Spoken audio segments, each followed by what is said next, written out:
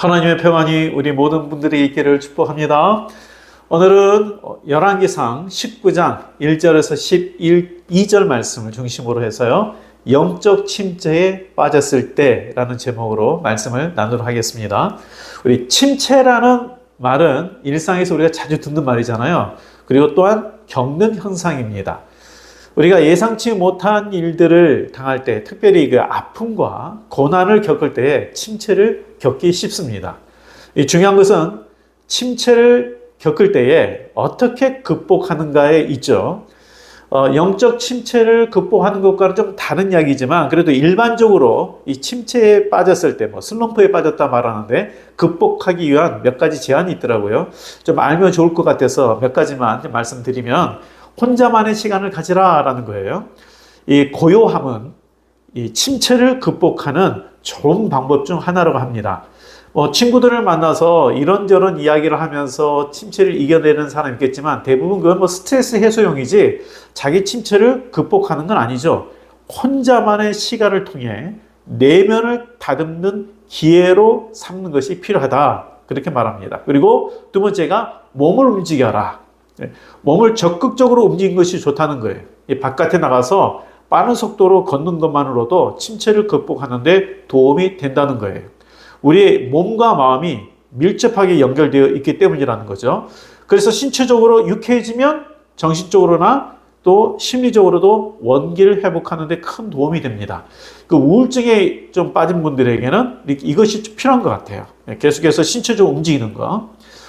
그리고 긍정적인 대화를 나누라. 우리가 잘 아는 부분이고요. 그리고 다른 사람들과 경쟁하지 말라. 제가 우스갯소리로 이 암 중에 가장 무서운 암이 있다 이야기했는데 혹시 기억나십니까? 암 중에 가장 무서운 암이 뭐냐면요. 비교암입니다. 비교암. 다른 사람들과 나를 비교하는 것. 그래서 민감하게 반응하다 보니까 거기에서 자신에 대해서 무기력하게 되고 절망하게 되고 그리고 참 열등감에 빠지게 되고 그러잖아요. 침체에서 벗어나기가 어려워진다는 거죠. 자, 이런 일반적으로 침체를 벗어나기 위해서는 이렇게 해라라는 그런 제안이 있는데요. 자, 그렇다면 우리 자신을 한번 돌아볼까요? 요즘 혹시 많은 일과 여러 가지 문제들로 인해서 피곤한 가운데 혹시 있습니까? 또 다른 사람들과 비교하면서 열등감을 갖거나 좌절감을 갖습니까? 나는 역시 안 돼. 이런 무기력감 가운데 빠지고 있습니까? 왜 지금 내가 이 일을 해야 하는지를 의미를 상실했습니까? 그렇다면 나는 지금 침체에 빠져 있는 것입니다. 거기에 신앙생활이 형식적이 되고 예배의 기쁨이 사라져버리고 말씀에 들리지 않는다면 영적 침체에 빠진 것입니다. 먼저 우리가 기억해야 될 것은 부정적인 감정이 영적 침체를 가져온다는 거예요. 그 엘리야 선지자는 하나님의 큰 역사를 행한 능력의 선지자죠. 또한 승천한 유일한 선지자입니다. 에녹은 선지자가 아니니까 승천한 유일한 선지자예요. 북왕국 이스라엘이 하나님을 나라 전체가 버리고 바알 숭배로 돌아섰을 때에 혼자서 담대하게 850명의 바알 아세라 선지자들과 대결해서 승리한 자이죠. 3년 6개월간의 기근을 기도로 끝낸 자도 엘리야입니다. 그런데 그러한 위대한 선지자가 이세벨의 목숨의 위협을 받고 광야에 혼자 도망쳐서 이제는 차라리 죽는 게 낫다라고 그렇게 불평을 하죠. 19장 4절 말씀 한번 읽어볼까요? 자기 자신은 광야로 들어가 하룻길쯤 가서 한 로덴 나무 아래에 앉아서 자기가 죽기를 원하여 이르되, 이 말씀을 보면 엘리야가 얼마나 무기력해지고요 우울한 감정에 빠졌는지를 알 수가 있죠. 엘리야 마음이 온통 무기력함과 좌절로 가득 차 있습니다. 이전에 하나님이 자신을 통해 행하신 놀라운 일들을 잊어버린 것 같아요. 이게 바로 영적 침체예요. 자, 이런 말씀에 어떤 생각이 드십니까? 저는요, 이 엘리야가, 그 능력의 엘리야가 하나님께서 자기를 통해 많은 것을 행하셨음에 불구하고 이렇게 영적 침체에 빠진 걸 보면 안타깝다라는 생각도 들지만 위로가 됩니다. 왜 위로가 되느냐? 야, 위로한 위대한 선지자도 영적 침체를 겪는구나. 마음이 위로가 되더라고요. 자, 그렇다면 영적 침체에 빠졌을 때 회복할 방법이 무엇이겠습니까? 위에서 이제 일상적인 그 삶에서 겪는 침체에 대해서는 몇 가지 제안을 소개했는데요. 영적 회복에는 그것만으로는 부족하죠. 하나님의 도우심과 은혜가 있어야 되기 때문이죠.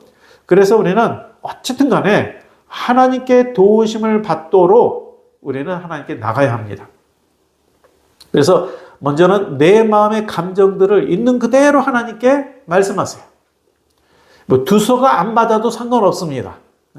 기도의 형식이 아니더라도 괜찮아요. 그냥 대화하든 말해도 돼요. 하나님은 우리의 상한 마음을 받아주시고 싸매주시고 고쳐주시는 분이잖아요. 엘리야가 19장 10절에서 그가 대답하되 내가 만군의 하나님 여호와께 열심히 유별을 하오니 이는 이스라엘 자손이 주의 언약을 버리고 주의 제단을 헐며 칼로 주의 선지자들을 죽였으며 오직 나만 남았거늘 그들이 내 생명을 찾아 빼앗으려 하나이다 라고 다 마음에 있는 것을 쏟아내죠. 엘리야는 지금 자신의 마음에 있는 두려움, 불평, 염려 이 모든 것을 하나님께 다 말합니다. 우리가 그냥 하나님 앞에서 솔직하게요. 너무 내 상황이 이렇게 되니까 너무 힘들어요. 정말 화가 나요. 두려워요. 라고 말할 때에 하나님께서 믿음이 왜 이렇게 없냐라고 책망하지 않습니다. 하나님은 나의 연약함을 이미 아시는 분이기 때문입니다. 우리가 힘든 일이 있을 때에 신뢰할 만하고 친한 사람을 찾는 이유가 있죠. 뭐 때문에 그래요?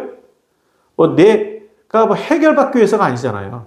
하소연을 그대로 들어주고 이해해주기 때문이에요. 문제 해결은 아니더라도 누군가 내 답답함과 아픈 마음을 잘 들어준다는 것만으로도 힘이 됩니다. 그래서 영적으로 회복되기 위해서는요, 하나님께 내 마음을 쏟아내는 것이 그대로 표현하는 것이 필요합니다. 꼭 기도라는 형식이 아니더라도 내가 마음속으로 하나님을 찾는 그 자체로도 괜찮아요. 그리고 좀 더 나아가서 하나님과의 만남의 시간을 갖도록 해야 됩니다. 내가 영적인 침체에서 벗어나기 위해서는 하고 있는 일들을 잠시 멈추고서라도 하나님과의 개인적인 시간을 가져야 합니다. 그러니까 하나님으로부터 영적인 공급이 없이 그리고 내가 영적 공급 받는 것보다 더 많은 것을 행할 때에 침체를 겪습니다. 따라서 하나님으로부터 영적 공급을 받아야 되죠. 제가 이게 오래전 이야기인데요. 그 서울의 이제 북한산에 보면 도심지 안에 연합기도원이 있습니다. 산 쪽에 있어가지고 그거 들어가면은 여기가 꼭 무슨 시골에 온 것 같아요. 근데 그곳에서 그 MBC의 PD를 만났는데요. 한 방에 머물게 됐어요. 처음에는 저도 말씀 읽고 기도하고 하다 보니까 첫날에는 그냥 지나갔는데 그래도 인사만 하고 근데 둘째 날에 같이 식사하면서 이야기를 나눴는데 본인이 이제 PD고 너무 일에 지치고 마음이 힘들어서 특별히 이 상사와의 관계가 너무 힘들어가지고 그리고 신앙의 갈등 이런 것 때문에 너무 힘들어서 이대로겠다는 정말 자기가 쓰러지겠다는 생각이 들어가지고 휴가를 내서 왔다는 거예요. 그래서 사실 기도원에 왔지만 그 연합기도원은 집회가 하루에 한 번밖에 없거든요. 그러니까 나머지 시간은 좀 본인이 개인적으로 이게 하나님 묵상하는 시간이에요. 근데 기도도 말씀 있는 것도 사실 힘들고 그냥 집회만 참석하고 쉬었는데 그렇게만 해도 집회 한번 참석하고 그리고 그 어떤 그 분위기 안에서 같이 또 대화하고 하니까 그래도 이제 한 3일 정도 같이 있었는데 많이 힘을 얻고 위로를 얻고 돌아갔어요. 그리고 나중에 또 연락이 왔습니다. 다른 곳에 이제 파견을 받았는데 참 잘 생활하고 있고 좀 감사하다라고 연락을 받았어요. 저 개인적으로는요, 영적 침체를 벗어나는 가장 큰 힘은 예배라고 생각합니다. 하나님을 만나는 예배가 될 때에 감격이 주어지고요, 치유가 되고요, 힘이 주어집니다. 그래서 신앙생활에서 무엇보다 예배가 중요해요. 11절에서 12절 말씀 보면요. 하나님이 크고 강한 바람이나 지진이나 불 가운데 계시지 않았다라고 강조하고 있습니다. 많은 사람들이 관심을 갖는 것이 바로 그러한 현상이잖아요. 큰 바람, 지진, 불 이런 가운데 하나님이 계시다. 근데 그런 곳에 계시지 않았다라고 말씀하고 있어요. 그럼 어디에 하나님 계셨느냐? 이 모든 현상이 지난 후에 세미한 음성 가운데 계셨다. 12절 말씀 읽어볼까요? 또 지진 후에 불이 있으나 불 가운데에도 여호와께서 계시지 아니하더니 불 후에 세미한 소리가 있는지라. 하나님은 초자연적인 능력이나 불과 같은 큰 일도로 말씀하는 경우가 있어도 그건 참으로 예외적인 상황입니다. 대부분은 내가 기도하는 시간에 세미한 음성을 들려주시고요. 예배드리는 그 시간에 마음속에 세밀한 음성을 들려주셔요. 우리 성도님들, 내가 영적 침체 가운데 있을 때에 내 스스로 하나님께 기도하고 말씀하기도 힘들죠. 그래서 은혜로운 예배의 자리에 나가야 돼요. 예전에는 기도원 집회에 갔었잖아요. 정말 은혜로운 그런 기도원 집회가 많았어요. 그런 기도원 집회 가면서 힘을 얻고 돌아와서 예전에는 힘들 때 상당히 많은 분들이 기도원 가서 거기서 회복해서 돌아왔어요. 근데 요즘에 그런 곳이 많이 없어져서 찾기 힘들다면 평소에 존경하는 목회자의 이 설교의 말씀을 통해서라도 하나님의 음성을 들으셔야 돼요. 주님의 음성이 들려야 회복이 됩니다. 요한복음 15장 5절 말씀에 하나님께서 뭐라고 말씀하셨는지 우리 말씀 한번 읽어볼까요? 예수님께서 뭐라고 말씀하셨는지 요한복음 15장 5장 말씀 있습니다. 나는 포도나무요 너희는 가지라. 그가 내 안에 내가 그 안에 거하면 사람이 열매를 많이 맺나니 나를 떠나서는 너희가 아무것도 할 수 없음이라 라고 말씀하셨어요. 여기에서 예수님이 뭘 강조하는 겁니까? 우리에게 스스로 열매를 맺으려 하지 말고 나무가 되는 나에게 붙어 있으라 라고 말씀하는 거예요. 그러면 나무로부터 영향을 공급받아 자연스럽게 열매를 맺는다. 마찬가지로 내가 하나님 안에 있으려고 노력을 해야 합니다.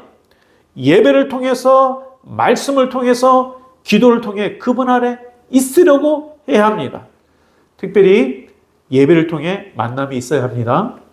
그럴 때 하나님으로부터 위로와 새 힘을 공급받습니다.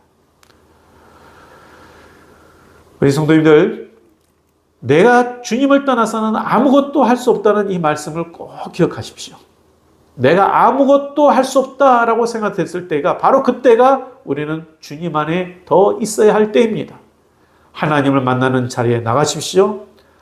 아까 말했지만 스스로 기도와 말씀이 힘들다면 성령 충만한 예배의 자리에 나가세요. 지금도요, 영적으로 깨어있는 그런 기도원들이 있어요. 그런 기도원 집회에 가셔도 좋고요. 또 존경하는 그러한 또 평소에 멀어서 그런 교회 방문하지 못하지만 그런 분들의 방송 설교도 좋잖아요. 오직 주님의 음성을 들을 때에 회복이 있습니다. 우리가 고난과 역경을 겪을 때에 영적 침체에 빠질 수 있어요. 엘리야도 빠진다니까요. 그러니까 내가 뭐 그렇게 부족해서 빠진 게 아니에요. 우리는 다 연약해요. 그렇지만 그 상황에서 압도되지 아니하고 하나님을 찾음으로 말미암아 그 예배 자리에 은혜 자리에 나감으로 말미암아 하나님의 음성이 들려서 회복이 주어지고 새 힘을 얻는 그런 우리 모두가 되기를 주의 이름으로 축복드립니다. 기도하겠습니다. 하나님 아버지, 참 우리는 연약합니다. 우리는 무너지기도 합니다. 그러나 다시 한번 우리를 도우시고 새 힘 주시는 주님을 의지합니다. 성령이여 우리 모든 분들을 일으켜 주시고 말씀을 들려 주옵소서. 주의 음성을 듣고 힘을 얻게 하여 주옵소서. 예수님 이름으로 기도합니다. 아멘. 네, 주의 음성으로 힘을 얻으시기 바랍니다.